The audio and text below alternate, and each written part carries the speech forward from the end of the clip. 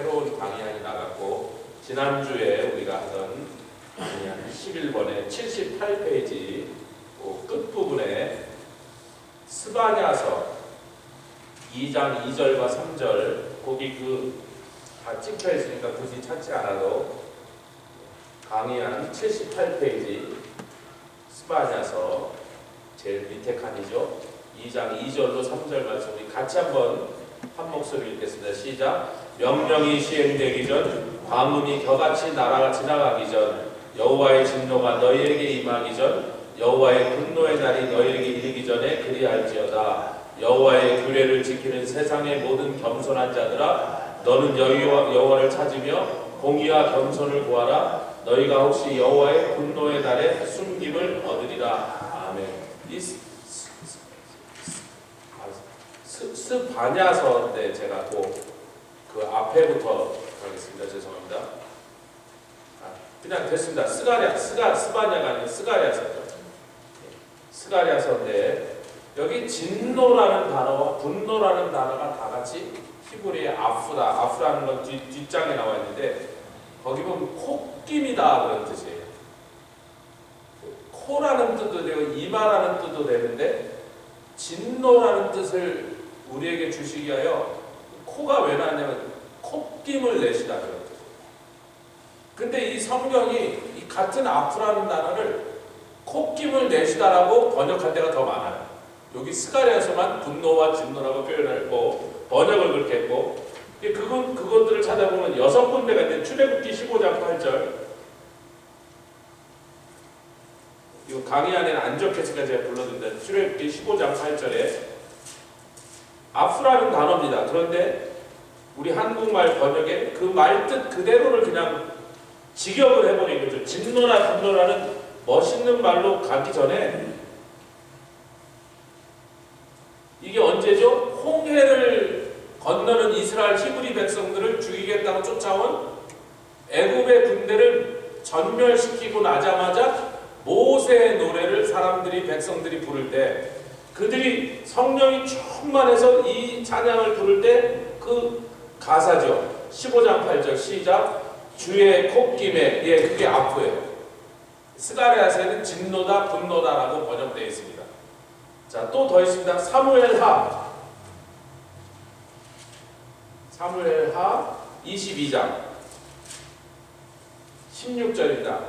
다윗이 이 노래를 언제 부르냐면 그의 모든 대적을 손에서 또 사울의 손에서 자기를 구원하사 왕위를 견고하게 하고 나라를 튼튼하게 하여 이제는 다윗을 통하여 이스라엘이 정말 태평성대가 열리게 되었을 때 다윗이 그 모든 일을 행하신 하나님을 찬양하면서 22장 16절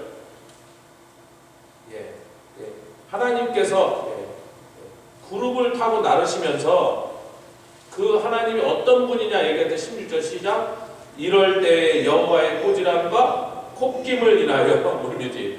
계속 콧김이 나옵니다. 욥기 4장 9절에 여러분 강의 안에 없으니까 노트에다 적으시면 될 것 같아요. 욥기 4장 9절에 대만 사람 엘리바스가 욥을 향하여 하는 말 중에 욥기 4장 9절입니다. 읽겠습니다. 시작. 다 하나님의 입기운에 멸망하고 그 콧김에 사라지느니라. 입기운에 멸망하고 그 콧김, 즉 진노, 분노에 사라지느니라. 하나님을 대적하는 자들에 대한 얘기죠. 시편 18편에 보면 우리가 잘 아는 시편 18편, 나의 힘이 되신 여호와여 내가 주를 사랑하자, 이 말씀이 나오는데요. 놀랍게도 이 시편 18편의 뒷부분이 아까 읽었던 사무엘하 22장의 다윗이 자기의 모든 대적과 사울의 손에서 자기를 구원하시고 높이 세우셨을 때 불렀던 사무엘하의 노래와 시편 18편 뒷부분이 똑같습니다. 그래서 거기에 아까 그러니까 사무엘하 22장에 읽었던 내용과 똑같은 내용이 나오는 거예요. 시편 18편.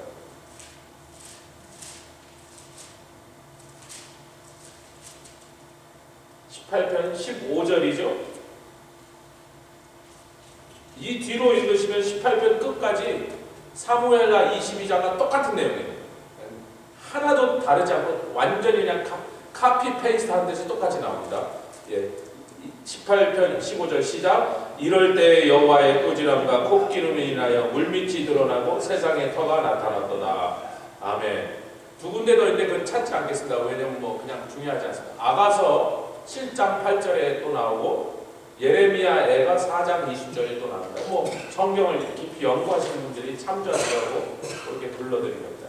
자, 스가랴 12장 그 다음 페이지로 가겠습니다. 79페이지. 스가랴 12장. 여기 중간중간에 제가 좀 생략을 했는데 너무 길기도 하지만 우리가 꼭 알고자 하는 내용이 아닌 건 제가 조금씩 빼내서 여기 있는 대로 읽겠습니다. 예, 스가랴 12장 2절로 11절 여기 도표에 프린트 된 대로 시작. 보라 내가 예루살렘으로 그 사면 국민에게 혼치케 하는 잔이 되게 할 것이라. 예루살렘이 에워싸일 때 유다에까지 미치리라. 그날에는 내가 예루살렘으로 모든 국민에게 무거운 돌이 되게 하리니 무릇 그것을 드는 자는 크게 상할 것이라. 그날에 내가 유다 두목들로 나무 가운데. 여러분 지금 스가랴서가 말하고 있는 그날이 무슨 날이죠? 예수님이 특별히 우리는 공중재림과 지상재림 둘로 재림을 이렇게 분리하는 우리들은 지상재림, 공중에 7년 동안에 공중재림하신 후에 지상으로 재림하시는. 그러니까 예수님이 진짜로 그냥 눈에 보이는, 우리 눈에 육신에 예수님이 오시는 게 눈에 보인단 말이에요. 근데 그때가 하필이면 예루살렘이 거의 점령당해서 그냥 그날 낮이면 예루살렘에 있는 사람이 전부 몰살을 당할, 그냥 뭐 잠시 후면 온 유다인이, 온 유대인들이 지구상에서 완전히 멸절을 당할 그 정도. 그 상황에서 예수님이 돌아오시는, 이 땅으로 돌아오시는 그날인데, 이제 주일날도 그 말씀을 드렸어요. 요엘서에는 뭐냐면 여호와의 크고 두려운 날 했는데, 사도행전은 베드로와 요한 사도가 그것을 인용하면서 사도행전 2장에는 여호와의 크고 주의 크고 영화로다. 쳐들어온 저놈들에게 하나님을 대적하고 하나님 백성을 죽이려고 하는 적그리스도의 꾀임을 받아서 온 세상에서 몰려온 그 악한 군대는 그들에게 여호와의 크고 두려운 날, 테러블 데이라. 근데 그날 주의 이름을, 예수의 이름을 부르고 드디어 회개하여 예수 그리스도가 자신들의 구원자이심을 믿고 구원받는 하나님의 백성들에게는 여호와의 크고 영화로운 날. 이게 베드로가 요엘서를 잘 몰라서 그렇게 말했을 거라고 여러분 생각하지 곤란합니다. 유대인들은 성경을 달달 외워버리는 사람들이에요. 깡그리 외워버리는 사람들이에요. 잘 몰라서 그런 거 없어요. 싹 외워버려서.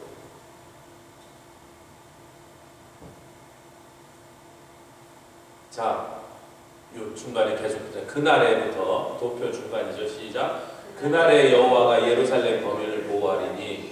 그러니까 하나님께서 예루살렘 거민을 여호와가 보호하사, 예수님이죠. 사실은 그 중에 약한 자가 그날엔 다윗 같겠고, 유다의 두목들로 나무 가운데 화로 같게 해서 곡식단 사이에 횃불 같게 하면 쳐들어와서 죽이려고 온 그들에게 진노의 불이 붙어갖고 그들이 그냥 불타 죽게 생겼다는 것을 유다를 치러 왔기 때문에 그런 일이 벌어져요. 예루살렘을 공격하러 왔기 때문에 그들이 불에 타 죽는 일이 벌어져요. 계시록에는 이 똑같은 사건을 향하여 다 모여들아, 새들아 다 모여서 이 피잔치, 이거 먹으란 말이에요. 살을 뜯어먹고 피를 마시라. 여러분, 이 벌초라는 짐승을, 저도 미국에서는 그런 걸 잘 볼 기회가 없어요. 기껏해야 뭐 가다가 누구 토끼나 이런 걸 하나 채먹고 가고 그러니까. 온두라스를 다니다가 어느 저 구석진 데를 갔는데 말 한 마리가 죽어 있는 거예요. 말이 한 마리. 들판에서 하더라고요. 병에 걸려 죽었는지 뭐 짐승한테 물려서 죽었는지 그건 모르겠는데 말 한 마리가 죽었는데 아직도 살이 많이 붙어있어.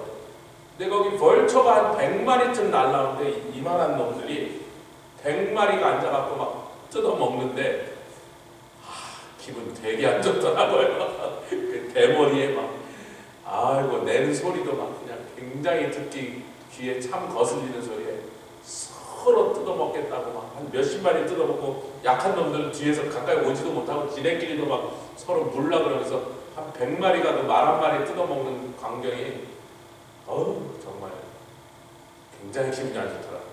제가 어지간한 거 보고 잘 비위가 안 상한데 참 비위가 상할 정도로 내장이고 살이고 막 눈이고 브레인이고 막 다 덤벼들어서 뜯어먹고 있는데 근데 이제 무기또골짜기에 그 1억 명쯤 되는 사람들이 거기서 벌처들이 뜯어먹는 그 장면을 상상하고 지옥이 진짜 저 지옥에다가 비길 게 아니겠지만요 이 땅에 지옥이 있다면 그런 꼴이 될 거예요. 왜? 그들이 하나님의 백성을 죽이려는 그 한 가지 일념으로 거기까지 간 거예요. 근데 그것이 하나님이 원하는 바예요. 할렐루야. 하나님의 백성, 성도들을 대적하러 다 오란 말이야. 왔다가 다 맞아 죽으란 거야. 그래서 그날에 그 중에 약한 자가 다윗 같고 다윗의 족속은 하나님 같고 우리 앞에 있는 여호와의 사자 같을 것이다. 예루살렘을 치러 오는 열국을 그날에 내가 누구의 주님이죠? 멸하기를 힘쓰리라. 여러분 아수르의 18만 5천 명 여러분 당시에 18만 5천 명 지금부터 2700년 전 얘기예요. 여러분 고구려 시대보다 1000년 전 얘기입니다. 고조선 시대예요. 고조선을 멸망시키는 한 나라가 2만 명밖에 안 왔어요. 2만 명한테 고조선이 멸망한 거예요. 여러분 근데 고조선이 멸망할 그때쯤 비슷한 시기에 아수르가 18만 5천 명을 몰고 왔어요. 그 숫자가 얼마나 어마어마한 숫자인지. 그리고 세계 최강의 군대였습니다. 에집트를 깨고 그 근동에 있는 아람을 깨고 바벨론을 박살내고 감히 어떤 나라도 아수르 앞에 맞설 생각도 하지 못하도록 연전연승하고 흉폭하기가 그지없고 잔인하기가 비할 데 없는 그 군대에 18만 5천 명이 몰려왔는데 하나님이 힘쓰셔서 천사 하나 내려보내셨어요. 그 18만 5천 명을 하룻밤에 전멸시키는 천사 하나 내려왔습니다. 그런데 그런 하나님이 내가 무기또골짜기에 와서 내 백성을 싹 이 땅에서 전멸시키려고 하는 그놈들은 내가 멸절한데 힘을 좀 쓸 거야 그러셨어요. 1억 명을 다 죽여버리죠. 아마 천사 한 20쯤 내려왔을 것 같아요. 그 뭐예요? 내가 확실히 다 죽여버려. 감히 내 백성을 싫어. 그럼 그때까지는 왜 여러분 그들이 올 때 중간에서 부녀들을 겁탈하고 많이 죽입니다. 유대인들이 많이 맞아 죽어요. 예루살렘 함락하기 전까지 쳐들어오는 군대 앞에서 그들이 와서 뭐 착한 일 하겠습니까? 뭐 전쟁 났다고 힘든 백성들한테 구호물자 나눠주겠어요? 오면서 막 살육하면서 들어옵니다. 많은 사람이 상합니다. 여러분. 그것은 하나님의 백성을 삼으려는 자들이 회개치 않고 당신의 아들을 거부하고 고집을 피우고 교만하며 끝까지 하나님 앞에 나와서 엎드려 은혜를 구하지 않으니까 그들에게 그런 일이 일어나게 하신 거예요. 근데 이사야에서는요, 내가 내 자녀들, 내 자손들을, 하나님의 백성들을 치라고 했을 때 내 백성들을 치는 것보다 내 백성을 치는 놈들을 더 세게 내가 치리라고 했어요.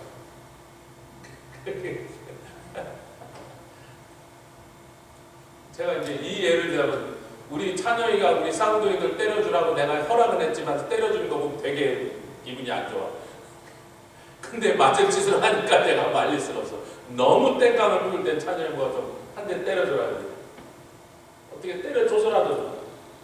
그든 지가 안 되겠으니까 이게 때리니까 자기 마음이 정 불편하는데 주짓수를 배워갖고 고여하고 꼼짝도 못하겠어. 제압을 딱 하고 때리지 않으려고. 처음에 때리라고 했더니 한두 대 때리는데 내가 그걸 보는데 굉장히 기분이 안 좋더니 내 새끼를 때리는 저놈이 미운 거야.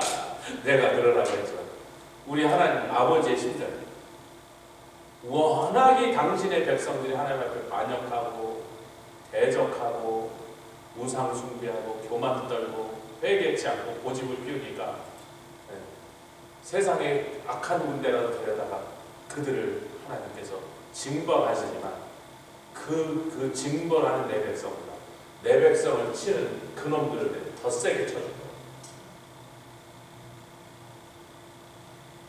근데 이 모든 상황 가운데서 결국은 결론이 뭐예요? 제일 뒤입니다. 내가 다윗의 집과 예루살렘 거민에게 은총과 간구하는 심령을 부어주리니. 여기서 은총이 한해, 여기서 한학이라는 것이 나오고 거기서 에녹도 나오고 전부 은혜라고 하는 단어가 여기서 다 튀어나옵니다. 아멘.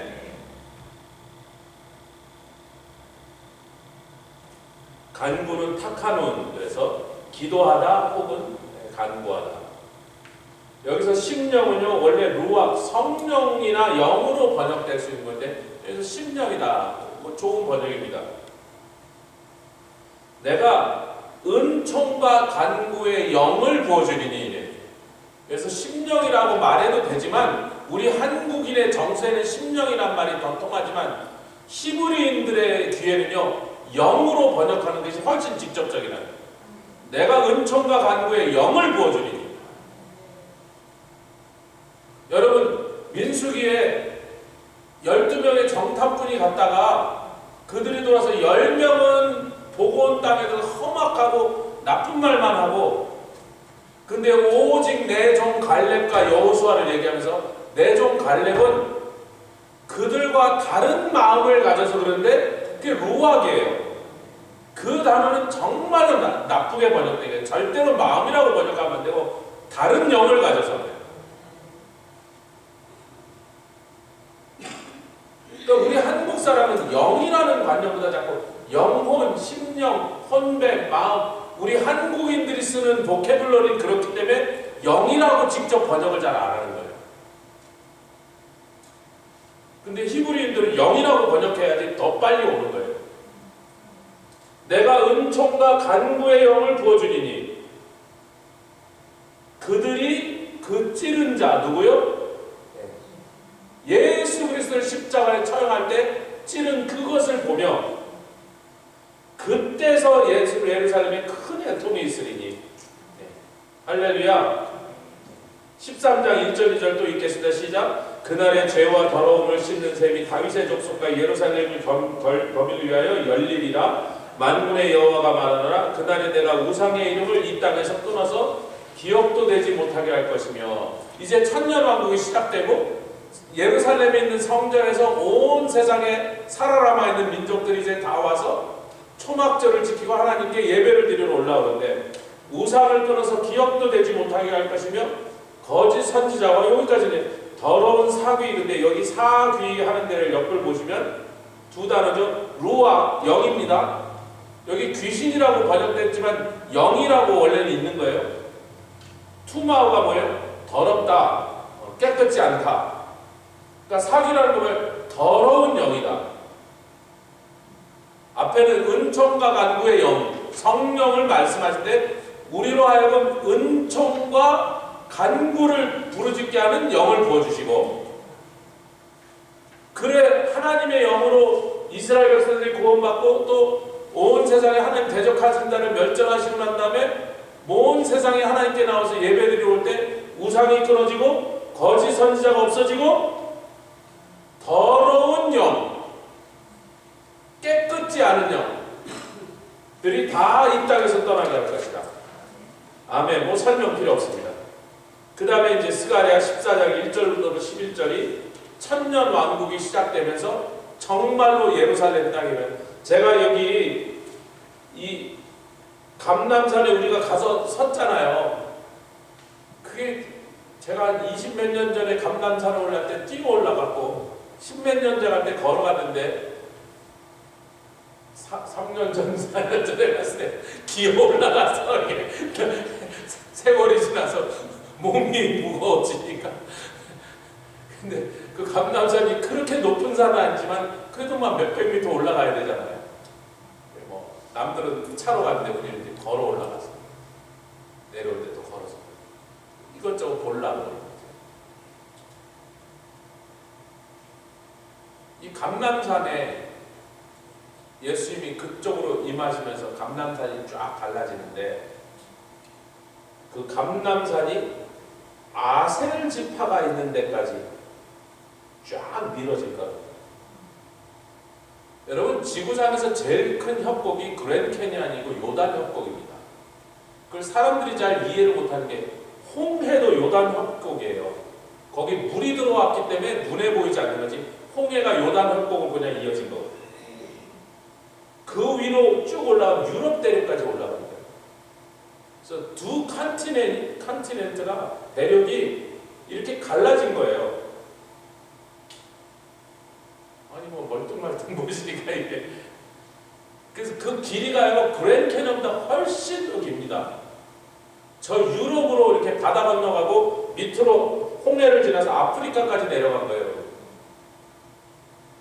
그러니까 그 이스라엘 땅 한쪽 귀퉁이에 엄청난 지각 변동이 있었던 거예요. 그러면서 이렇게 주름이 잡힌 겁니다. 이렇게 산들이 주름이 이렇게 잡혔어요. 이렇게 지축이 밀리니까 이렇게 주름이 이렇게 잡혔다니까요. 근데 이렇게 잡힌 걸 그 다음에 이렇게 풀어놓기 밀어내시겠다는 거예요. 예수님 재림하실 때. 왜? 예루살렘 성이에요, 여러분.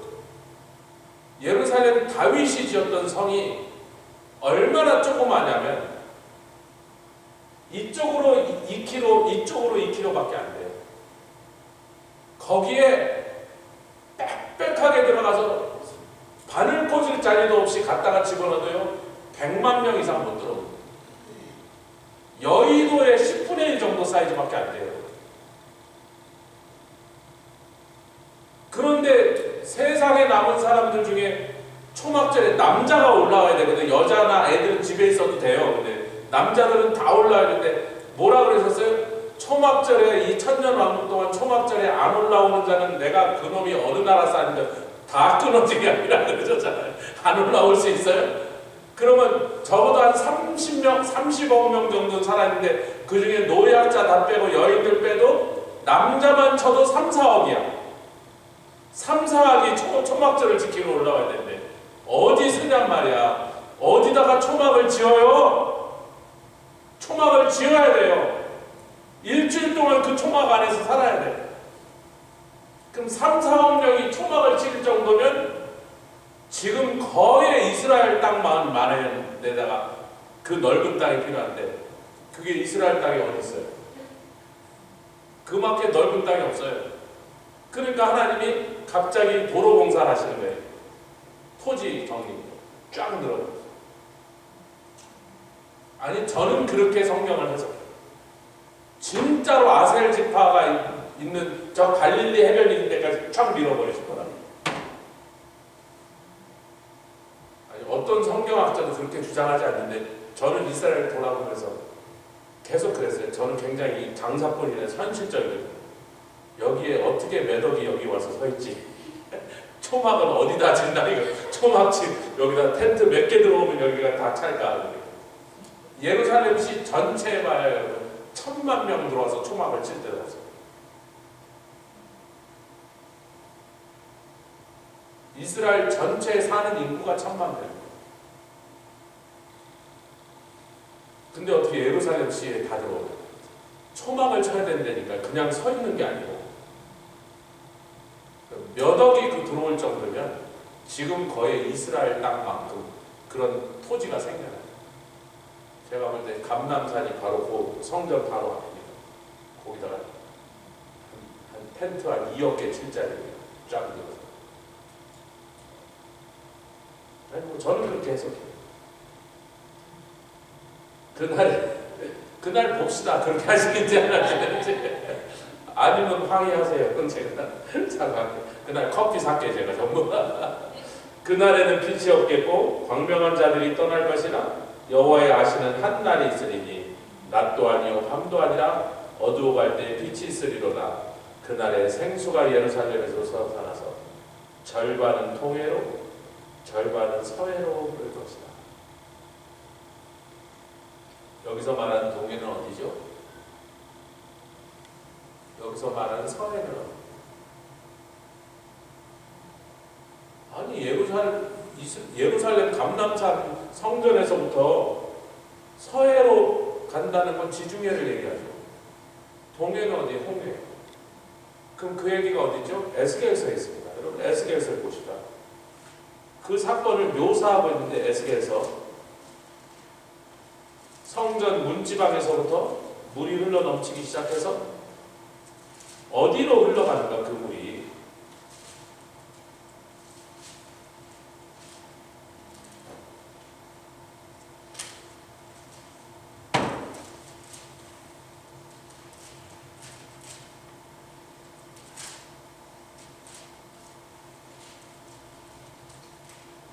47장이죠? 에스겔서 47장에 1절부터 조금만 같이 읽읍시다. 시작. 그가 나를 데리고 전문에 이르시니 전에 전면이 동을 향하였는데 그 문지방 밑에서 물이 나서 동으로 흐르다가 전 우편에 제단 남편으로 흘러내리냐. 자 여러분, 서해로 흘러내린다는 건요 굉장히 쉽게 이해가 됩니다. 저 좀 보세요. 예루살렘이 해발 800m에 있습니다. 지중해는 당연히 해표면이죠. 그래서 예루살렘부터 물이 서쪽으로 딱 흐르기 시작하면 아무 문제 없이 계속 서해로 가서 지중해로 그냥 이렇게 들어가는 거예요. 중간에 산이 없어요. 계속 예루살렘이 더 높고 계속 더 밑으로 내려가요.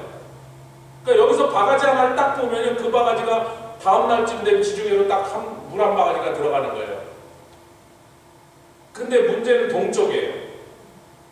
예루살렘에서 물이 흘러내려가면 지구상에서 제일 낮은 해표면보다 400m가 낮은 해표면보다 400m 낮습니다.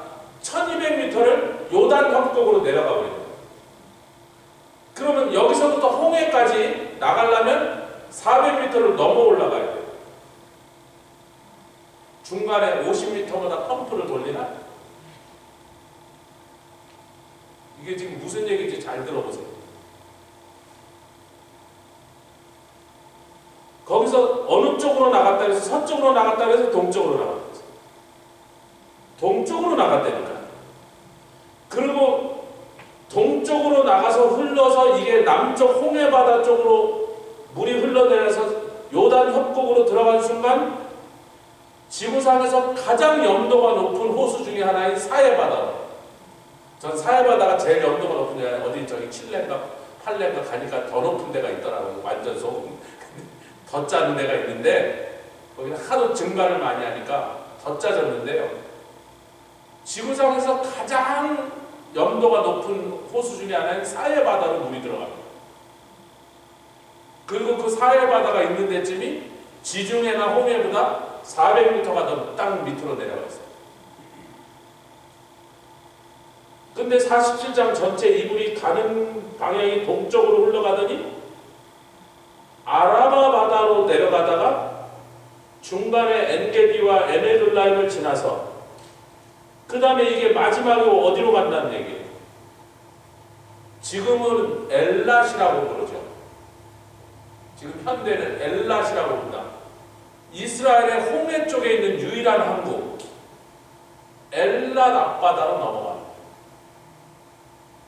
사해바다부터 엘라까지 불과 한 30km밖에 안 되는데 40km, 50km 정도밖에 안 되는데 차로 한 30분 거리밖에 안 돼요. 그런데 얼마만큼 올라가냐면 400m로 올라가요. 우선 물이 엄청나게 많이 나와요. 중간에 있는 사해, 즉 죽음의 바다에 생명이 살 수가 없는 그 죽음의 바다에 있는 상태를, 죽음의 상태죠. 아무것도 잘할 수 없는 환경이에요. 그것을 생물학적, 물리학, 물리적, 화학적 변화를 일으키시면서 그 성수에서 나온 물이 얼마나 많이 쏟아져 나오는지 400m를 채우고 그 다음에 넘쳐서 홍해로 넘어가겠어요. 근데 아까 우리가 스가랴서에 뭘 읽었다고요?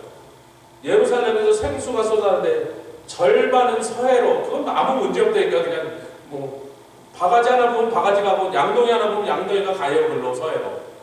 근데 동해로 가는 건 절대로 일어날 수 없는 일을 지금 말하는 거죠. 홍해 바다로 건너가는 그 과정에 그 일들이 일어났어야만 홍해로 넘쳐들어요. 이거를 아라바라 그랬는데 여러분, 이 아라바가 로렌스 오브 에라비아에 나오는 아카바입니다. 아카바. 그때 당시는 아카바예요. 지금은 엘랏이라고 부릅니다.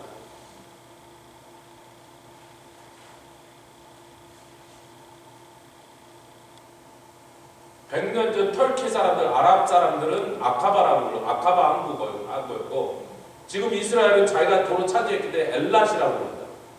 홍해 입구에 있는 항구입니다. 지금 물은 글로 가게 돼 있는데, 글로 넘으려면 400m를 물이 올라가야 된다. 아니, 물이 올라갈 리는 없으니까 물은 낮은 데로 흐른다는 건 변함이 없잖아요. 그러니까 물이 올라갈 리는 없고 물이 넘치고 채운 다음에 채운 물이 넘쳐서 넘어가는 소리죠. 할렐루야. 그런 신기한 일을 우리가 볼 것이고, 여호와께서는 천하의 왕이 되시고 그날에는 여호와께서 천하의 왕이 되시리니 그날에는 여호와께서 홀로 하나시요 그 이름이 홀로 하나실 것이며 예루살렘이 안전히 서리이다. 할렐루야. 할렐루야. 예. 또 말라기 선지자를 통해서도 만군의 여호와의 노라 보라 극렬한 풀무불 같은 날이 이르리니 하면서 우리에게 그날을 가르치고 있습니다. 여기 제가 지난 이제 강의한 11번에 나온 건 전부 여호와의 크고 두려운 날에 관하여 굉장히 중요하게 그것들을 다루었던 뭐 스바냐, 스가랴, 요엘서, 성경 곳곳에서 나오는 예레미야, 이사야 다 나오는 말씀들을 여기다 그냥 다 모아놨습니다. 나중에 여러분 성경을 연구하실 때 이제 참조하시면 되고, 오늘 드디어 이사야 3장으로 좀 우리가 들어갔습니다. 근데 이사야서 3장 우리가 조금 전에 읽었는데 한번 어디 다시 좀 읽었으면 좋겠어요. 3장 1절부터 3절까지 시작. 보라, 주 만군의 여호와께서 예루살렘과 유다에 의뢰하며 의지하는 것을 제하여 버리시되 곧 그 의뢰하는 모든 양식과 그 의뢰하는, 자 여러분 지금 열거하시는 게 하나님을 의뢰하여야 되는데 하나님을 의뢰하기보다 이런 것들을 의뢰하셔서 지금 하나님이 심기가 불편해지셨다는 건데, 아니 인간 세상에 양식과 물보다 더 중요한, 특히 물은 뭐 양식보다 더 중요하지만 길게 보면 양식이 더 중요하죠. 근데 뭐 하여튼 물은 그 더운 사막 지방에서 3일만 물을 마시지 못하면 그냥 확실하게 짐승이고 사람이고 죽는데, 의뢰하지 않을 방법이 있나? 양식을 의뢰하지 않을 방법이 있나? 물을 의뢰하지 않고 사람이 살 수 있나? 그뿐만 아니라요, 2절 계속 읽겠습니다. 시작. 용사를 의뢰하는 것을 미워하신다. 전사를 의뢰하는 것, 재판관과 선지자와 복술자와 장로와 50부장과 귀인가. 잠깐만, 용사나 전사는 지가 튀어나오지만 그렇잖아요. 나라가 위기에 처하면 갑자기 어떤 사람이 나와가고 막 굉장한 용맹을 갖고 적군과 싸우면 저 사람 용사네 그러고 지가 튀어나와서 용사가 됐지만, 재판관은 누가 임명하셨어요? 50부장은 누가 임명했습니까? 선지자는 누가 세우셨어요? 하나님이 세워서 기름 부어 세운 사람들입니다. 그런데 그 자들을 의뢰하는 것에 대해서 하나님이 심기가 불편하시다. 오늘날로 치면 교회에 뭐 목사도 있고 장로님, 권사님들 있고 하여튼 귀한 주의 사람들이 있는데,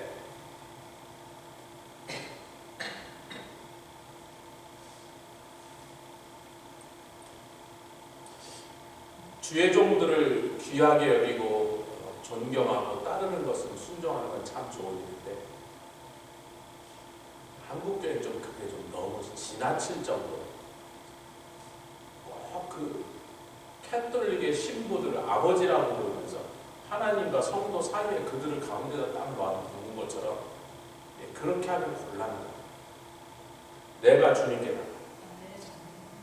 아니 그 주님의 영이 나에게도 들어와 있는데 내 안에 계신 성령에 순복하고 인도하심을 따르지 않고 자꾸 사람에게 찾아가서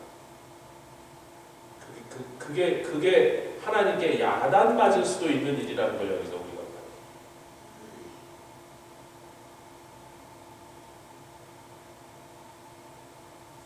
여기 강의 안으로 돌아가 보면요, 오늘 1절부터 12절까지 좀 먼저 살펴보던데 1절부터 3절까지에는 세 번째 줄입니다.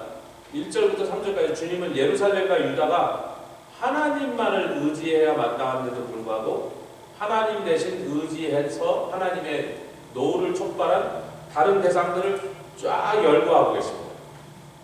그들이 뭐죠? 모든 양식, 물, 용사, 전사, 재판관, 선지자, 복수자, 장로, 59장, 귀인, 모사, 공교한 장인, 능란한 요술자. 어떻게 보면 굉장히 사람이 사는 데 있어서 꼭 필요하고 요긴한 것들을 쭉 열거해 주신 거예요.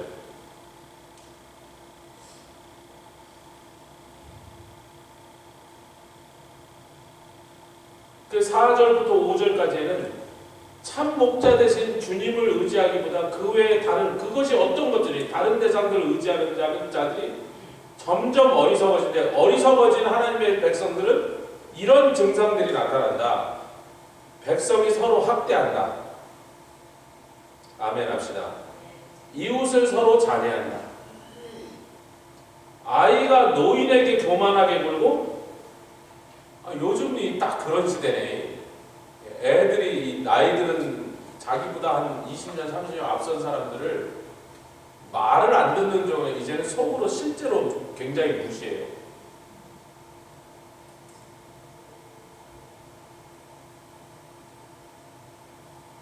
하나님을 의지하고 하나님께만 의뢰하는 그 곳이 그 세대가 하나님 앞에 바로 서 있을 때 이런 일이 안 생기고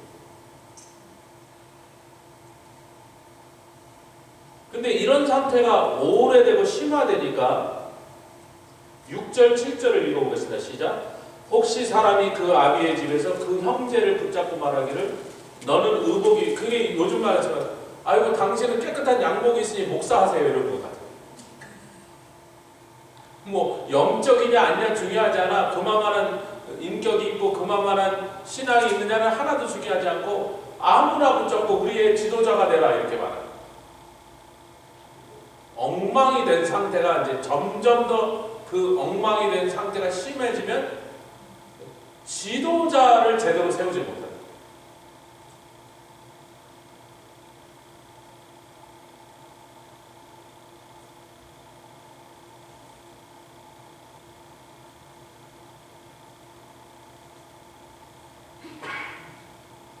(20세기에) 가장 그 기독교 사상을 잘 디펜드하고 설명을 잘해서 20세기 최고의 기독교 지성인이고 작가라고 C.S. 루이스가 얼마나 책을 요만할 때부터 책을 많이 읽어갖고 옥스포드를 졸업하고 바로 그의 옥스포드 교수로 일을 시작해요. 그 사람이 굉장히 무신론자였어요. 어렸을 때 일찍 어머니가 돌아가신 걸 보고 그래서 자기네 가정만 힘들고 어렸을 때 자랄 때 이렇게 불행한 환경을 이제 하나님을 블레임한 거죠 말하자면. 근데 그 로드 오브 더 링을 쓴 그 톨키엔이 둘이 굉장히 친한 친구인데 그 톨키엔이 크리스천이었습니다. 그래서 C.S. 루이스를 붙잡고 날마다 옥스포드에 같이 교수였던 것 같아요. 제 생각에서 날마다 산책하면서 하나님 얘기를 하다가 막 수년 동안 톨키엔의 영향으로 어느 날 C.S. 루이스가 예수님을 영접하고 무릎을 꿇습니다. 그러고 나서는 그 신앙을 얼마나 이 사람이 잘 디펜드 하는지, 변호하는지.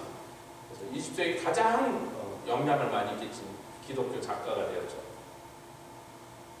근데 이분이요, 하도 이 뭐에 골똘하고 연구하고 막 책 쓰고 글 읽고 막 이러다 보니까요.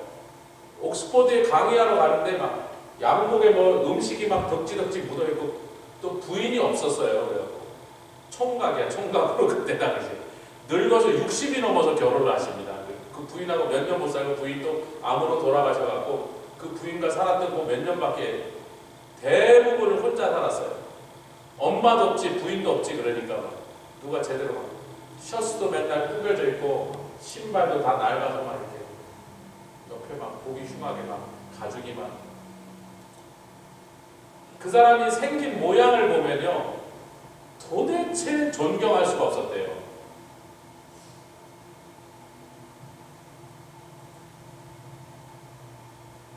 옛날에 유대인들이 옷만 좀 깨끗하게 입는 사람 보면 우리의 관장하세요.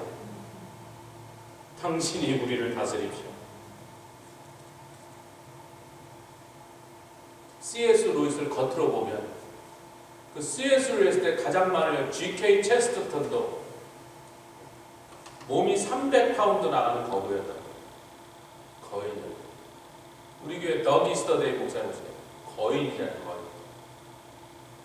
G.K. 체스터턴만 그렇게 거인이 아니고 그때 당시 최고의 설전 찰스 스펄전도 300파운드가 넘는 거인이었어요. 겉으로 볼 때는요 사람들이 이렇게 아이고 찰스 스펄전을 볼 때 하나도 샤프하게 보이지 않는데 그 사람이 18살에 런던에 있는 교회 담임 목사로 부임을 해갖고 2년 만에 200명 모이는 거에 10,000명이 모이게 만든 거죠. 당시에 세계에서 제일 큰 성전으로 세계에서 제일 큰 건물을 그 사람이 사역하는 그게 메트로폴리탄 태버네클이 세계에서 제일 큰 건물로 성전을 짓다. 10,000명 들어가는 성전. 1880년대죠. 18살이가 도착해서 20살에 성도가 10,000명이 모여서 그 찰스 스펄전의 설교를 듣겠다고 마차를 타고 하루 종일 달려서 와서 그 교회 가서 예배드린다. 근데 겉으로 보면요 전혀 그런 모습이 없어요. 놀라운 인물들이 겉보기는 별 볼일 없게. 그런데도 그 속에서 있는 그 진주와 같은 보석과 같은 걸 알아보는 사람들은 그걸 알아보고. 근데 어리석은 자는 겉을 보는 거예요. 그럼 또 그렇게 말하면요 그 사람이 알겠습니다. 내가 당신들의 관장이 돼갖고 당신들을 잘 다스리고 이끌겠습니다 하지 않고 그 사람이 아니에요. 저는 그런 거 안 할래요. 우리 집엔 양식도 없고 뭐 의복도 없는데 나로 하여금 그런 걸 하라고 하지 마세요.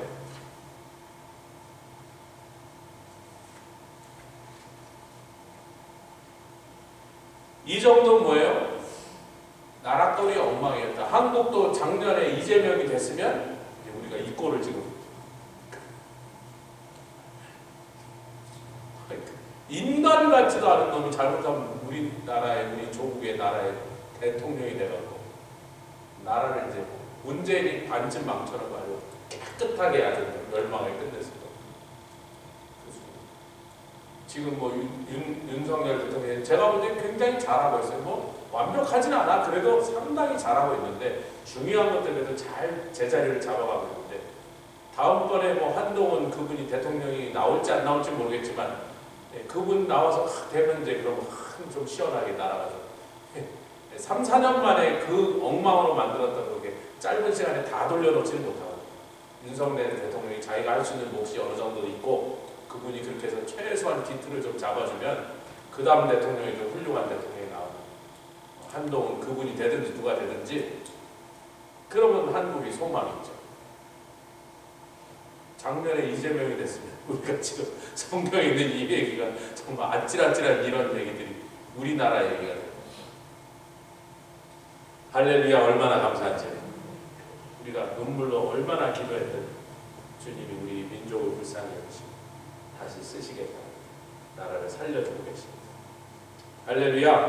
8절에 뭐라고 되어 있어요? 예루살렘이 멸망하고 유다가 엎드려졌으면 그들의 언어와 행위가 여호와를 거스려서 얼마나 촉법 그 영광에는 하나님의 눈에 정말 못 볼 꼴을 보여드리고 추악하고 정말 더러운 모습들을 계속 보여주니까 하나님의 영광의 눈이 축범하였도다. 그게 어떻게 무엇과 비교하냐면 소돔과 고모라를 보면서 하나님이 근심하시고 분노하셨던 것처럼 이들이 하나님의 자녀라고 유대인들이 지금 그러고 있더라고요. 그러니까 거기에 대해서 하나님 하신 말씀에 너희는 의인에게 복이 있으라 말해라. 의인은 당연히 복을 받는다. 무조건 복을 받는다. 그들의 행위의 열매를 먹을 것이라. 하나님 앞에 의롭다는 게 뭐예요? 사람이 볼 때 퍼펙트하고 완전한 것을, 무음한 것을 의인이라고 부르는 게 하나님을 경외하는 자, 하나님을 의지하는 자를 의인이라고 부르는 거예요. 그 말씀 앞에 떨며 그 말씀을 사랑하여 주여로 그 말씀 묵상하고 그대로 행하는 자가 시냇가에 심은 나무처럼 하나님께 의인으로 인정받는 것입니다. 그 사람들은 반드시 복이 있으리라. 그 행의 열매를 먹을 것이다.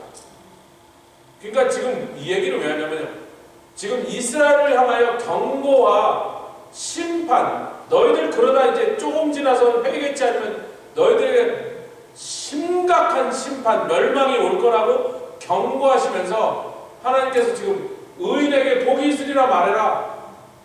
그 사람들이 복을 받는 것은, 의인으로서 복을 받는 것은 그들의 행위가 복받을 짓을 했기 때문이다.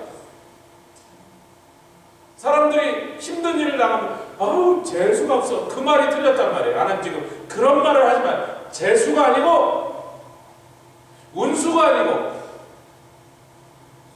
우리가 럭이 아니란 말이에요. 그이는 의인으로 살았기 때문에 그에게 복이 주렁주렁 열매처럼 맺힌 것이 당연하니 아직 그 사람이 복을 받은 일이 사실로 일어나지 않아도 그렇게 말하라고요. 청문사님 복 받을 거야 이렇게 말하라고요. 할렐루야. 아직 엄건사님 복을 좀 덜 받으셨는데 그래 의인으로 살면 복 받을 거니까 복 받을 겁니다 이렇게 말하라고요. 악인에게는 뭐 간단하죠. 화가 있을 거라 말해주래요. 너 화가 있어? 그 손으로 행한 대로 반드시 보응하시겠습니까? 내가 반드시 그 손에 행한 대로 보응할 것이다. 여러분, 정직한 자가 잘 되지 않는다는 것을 믿는 게 우리 자녀들이에요. 불행하게 우리 자녀들. 정직하면 손해나고 열심히 부지런히 세금 내면 바보예요. 떼어 먹을 수 있는 만큼 떼먹고 속일 수 있는 만큼 속이고. 왜? 보니까 악인이 더 잘 되잖아요. 거짓말하고 훔쳐먹는 놈들이, 아니 죄송하지만 우리 위정자라고 있는 자들이 옛날에 한국도 그랬고 이 나라도 그렇고 뭐 어느 나라 가도 이 시대가 젊은이들이 정직하면 손해나, 근면하면 바보야. 속일 수 있으면 속이고 훔칠 수 있으면 훔쳐. 그러니까 이게 무서운 시대가 되고 참으로 곧 불행한 시대가 될 거야. 근데 우리 하나님 뭐라 그러세요? 절대로 변하지 않을 것이야. 악인에게는 화가 있을 것이야. 그 손에 행한 대로 내가 반드시 내가 주님이 보응할 거야.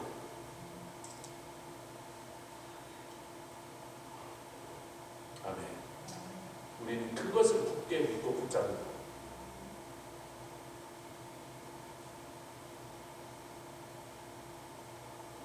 12절 읽겠습니다. 시작. 내 백성을 학대하는 자는 아이요 관할하는 자는 부녀라. 나의 백성이여 너의 인도자가 너를 유혹하여 너의 다닐 길을 흑하여. 여러분, 이 말씀이 이제 제가 이 강의한 뒷부분에 당대 주전 8세기, 7세기, 6세기 이사야가 활동하던 시대에 주전 7세기와 6세기를 넘어가는 곳에 700 몇십 년부터 686년에 이사야가 죽었다. 많은 학자들이 그 정도 686년경이라고 나를 생각해요.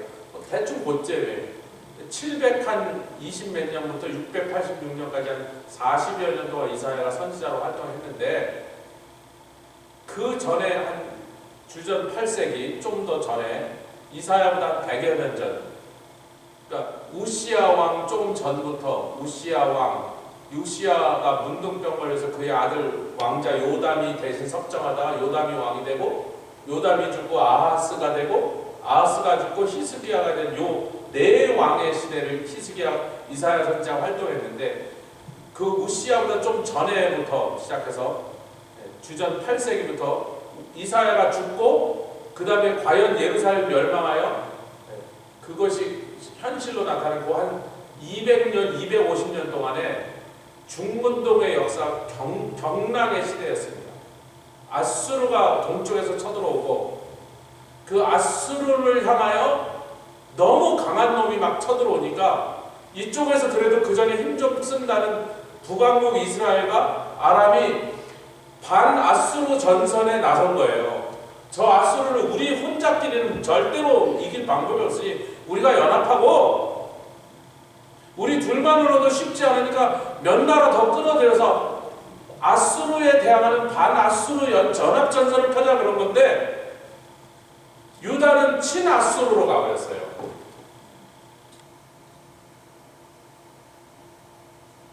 그러니까 그 친아수르로 가니까 여러분 생각하세요.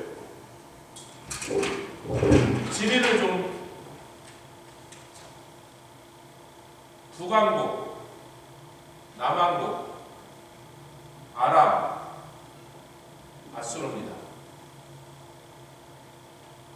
근데 지금 북왕국과 아람이 유다를 향하여 야 우리 셋 다 힘을 합쳐자. 이렇게 강대한 아수르를 우리가 어떻게 당하겠느냐. 우리끼리 똘똘 뭉쳐서 한번 세게 들이받아보면 혹시 알겠느냐 그런 거예요. 애국도 우리 편 아니겠느냐. 아수르하고 사이가 안 좋았으니까. 그런데 유다가 싫어 우리는 아수르랑 친하게 지내려고 그래. 그러니까 이 두 나라가 그때 쳐들어온 거예요. 연합해서요. 왜냐면 후방이 아수르랑 싸우려 일로 군대를 보는데 여기서 일로 찌르고 들어가면 자기는 뒤에서 앞뒤로 공격을 당하니까 후방의 후환을 유다를 멸망시켜버리고 왜? 뒤에서 아수르의 편을 들으면 자기는 큰일 나잖아요. 이러한 정치적인 상황이 돌아가고 있어요. 그래서 아하스 왕 때 아람 왕 르신과 북왕국 이스라엘 왕 베가가 연합전선을 쳐서 유다를 쳐온 이유가 바로 그거라고요. 이놈들이 아수르랑 친하겠다 그러니까 자기네는 지금 아수르랑 한번 붙어보려고 그러는 거예요.